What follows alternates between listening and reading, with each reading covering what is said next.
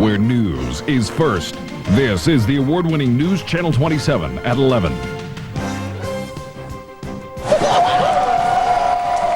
Tonight was Florida State's night. The Seminoles gave Virginia Tech a sweet defeat in New Orleans and are welcoming the new year with a national championship.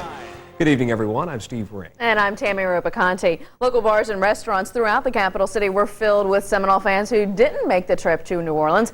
But it doesn't matter where you watch the game, the Seminoles are now college football's national champions. ABC News Channel 27's Tammy Fields not only watched tonight's game at BW3, she also hit local neighborhoods to gauge fan reaction. I wonder what that could be like. Tammy, are the fans savoring the sweet success? I think they are. Tammy, it is absolutely crazy out here, like you can hear behind me. These Seminole fans absolutely go all out to support the #1 team in the country.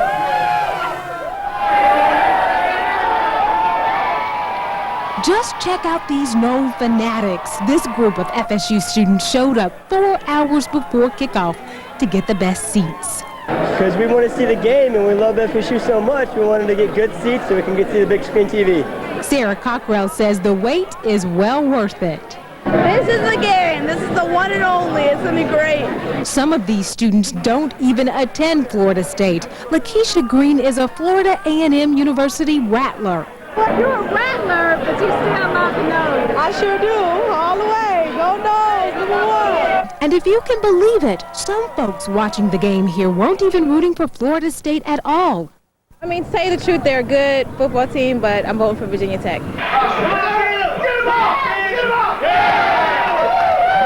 All the rooting didn't come from bars and restaurants, though. At the Bryant's home, even the smallest Seminoles tuned into the game of all games, just like millions of other Americans across the country. Now, if these fans are any indicator of what the fans are like down in New Orleans, the Big Easy, hey, it's no wonder why they won. Back to you, Steve and Tammy. We're going to give Tammy a break now. Thank you very much, Tammy Fields, live from BW3. Lots of fun happening down there. That's right. I think she's going to lose her voice after talking so loud That is down so there.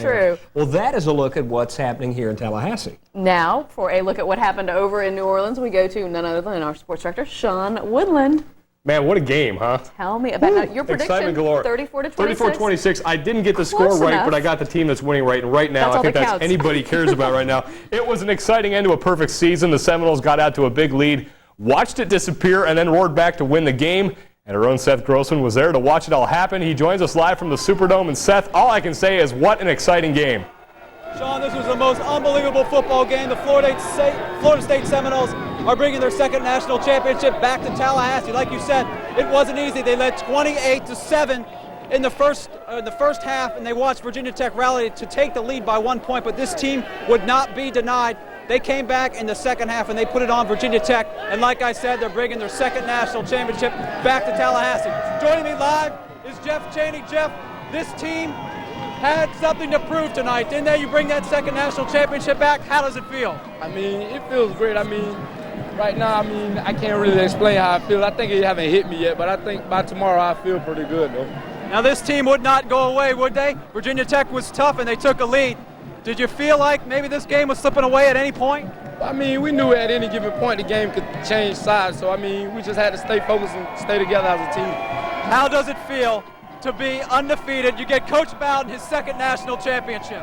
Like I said, it haven't set in yet, but by tomorrow, it probably set in on me, hit me pretty hard. Now, you guys didn't get a New Year's Eve party. What are things going to be like tonight on Bourbon Street? I don't know, man. It's hard to explain right now, man. It's just a great feeling right now, so I hope we probably party hard tonight. Going back to Tallahassee, a lot of people were saying, hey, maybe this team can, maybe this team can't, but you're going back a champion. How's that feel? I mean, it feels good for all the people who doubted us and didn't give us a chance to win it. I mean, look at us now. Here we are. We are national champions. It feels great. All right, Jeff Chaney, thank you. Congratulations.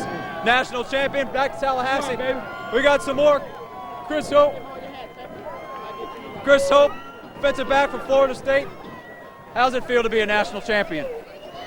It's a feeling I've been waiting on ever since I started playing football, and it just happened, and it don't even feel like it's happening, really. Now that you guys have it, you look back at this game, what an exciting football game.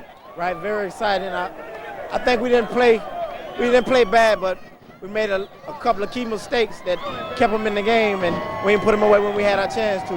When you guys were up 28-7, did you think, hey, maybe this game's over early? Well, maybe not that, but we just came out flat the second half, and we was just living off the whole season. Second half being our real part of the strong part of the game. We usually come out in the second half and shut our opponents out, and we didn't do that because we was flat. Did the coaches say anything when you went down by one? Did they say anything to you, or did you guys just know what needed to be done? They didn't really say nothing to us, but you know, we've been behind half of the game against Clemson, and we looked at it like this. We was winning 28-7, and they came back and took the lead, 21 unanswered points. So, hey, we had to stick our necks up, bow our necks, and play a game. How does it feel, undefeated, second national championship for Florida State? No other team has gone undefeated under Coach Bowden. Well, it's definitely a very, very high achievement because after all the good teams that came through Florida State, we were the only one to go undefeated and win the national championship. So it's a very special feeling. Are you guys going to do a little hokey pokey on Bourbon Street tonight? Yeah, it's a lot of partying going to go on tonight. All right, Chris Hope, congratulations.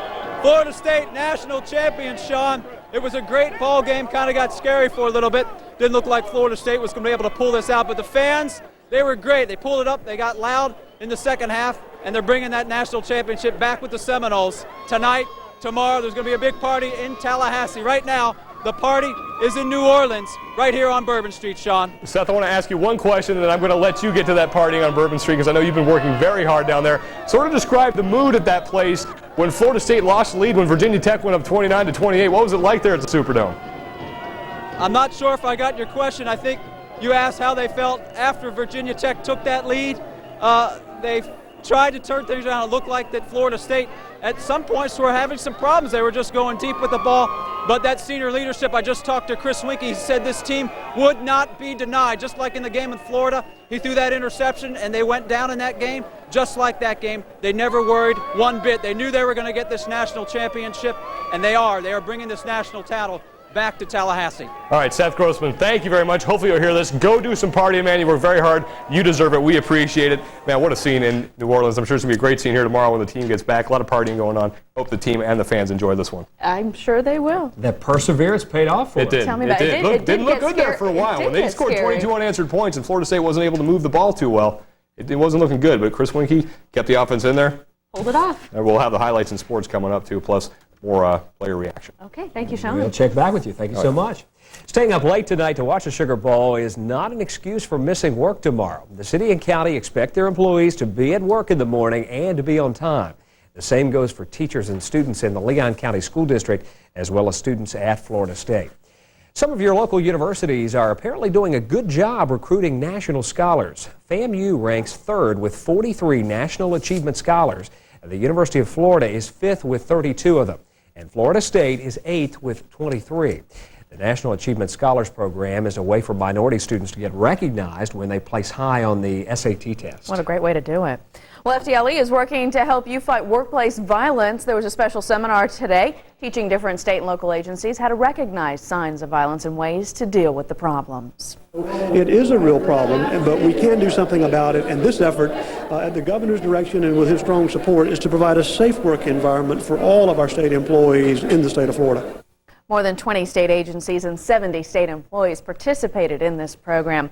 Well, there was an unusual sight on Interstate 10 on the overpass there this afternoon, a vehicle hanging in the air over the highway with another road down below. Look at this video. This is where the interstate crosses over Lakeshore Drive. Some dramatic video, as you see. Now, what happened, it was a driver pulling a long travel trailer going west. The road was wet and slick from the rain that we had earlier today. Police say the driver actually simply lost control. No one was hurt seriously, but traffic was backed up for several miles. It's not a scene that you see every day. No, it's not, but when we haven't had rain in a while, people have to get used to it, and unfortunately, things like that do happen. And Tom, you know, often this happens right after it rains and that water mixes up with the oil on the road, and it can make it treacherous, right? It can, especially with a light rain, and that's all we had today, 0.15 of an inch. Once the rain starts coming down hard, of course, washes the oil and debris off the highway. That didn't happen. 0.15 of an inch. And the rain tonight is falling in Jacksonville. It's moved east of us. It will not be returning. We're in for a sunny day tomorrow, and it's going to be rather cold, about 20 degrees colder than today. We hit 75. There's the leading edge of the cold air moving through Ocala, moving through Tampa, Sarasota, and heading toward Orlando. So 41 degrees, some sunshine in the morning as we start out, 50 at noon, 56, partly sunny skies. That'll be our high at 5 o'clock tomorrow. Later on, we want to look on down the road in our 7-day first warn forecast toward the weekend. Go Noles! Thank you, Tom. Tom's going to be partying tonight. Yes, I think he is. Well, still to come, though, the Cuban boy at the heart of an international tug-of-war had a special first today. We'll tell you what it is. Plus, George W. Bush is getting the seal of approval from a surprising source. We'll tell you who next on ABC News Channel 27, where news is first. It's a feeling like no other. To find what you thought was lost. Not by the darkest valleys, nor by the infinite skies, but in the space between.